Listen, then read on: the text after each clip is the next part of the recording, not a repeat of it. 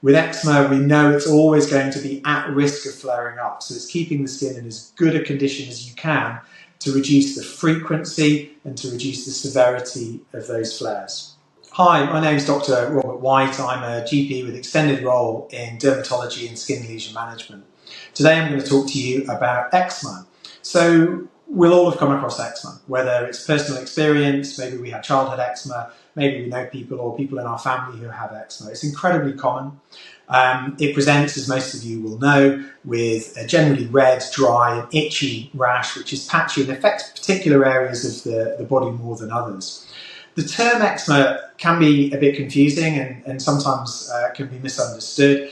Eczema essentially means dry, inflamed skin, and it comes from dermatitis. Dermatitis is a description of that inflammation of the skin, but eczema for most people is relating to atopic dermatitis, which is the most common form of eczema. It will present, as I've already said, with dry, red, inflamed skin, classically in the flexural areas, so we're thinking about inside the arms, behind the knees, around the neck, can also affect around the eyes, and generally can affect any area of the body, but most commonly those that I've just mentioned.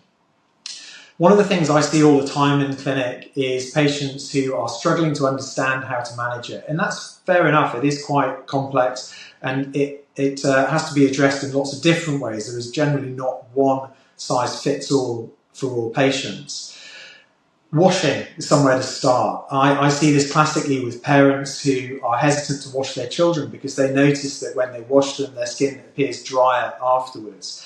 Generally speaking, the advice will be to continue washing daily, to make sure that the water is not too hot, and to make sure you're not using soaps. Soaps are a disaster for eczema. They really damage the skin barrier and can cause those allergens to get into the skin, which often cause the irritation. So using a soap-free wash, tepid, warm water that isn't too hot, and then when you dry, make sure that you're toweling off gently by patting rather than vigorously rubbing the skin. Emollients, or what we more commonly call moisturizers, really are the mainstay of treatment. They are so important, and it's key that you find something you feel comfortable using.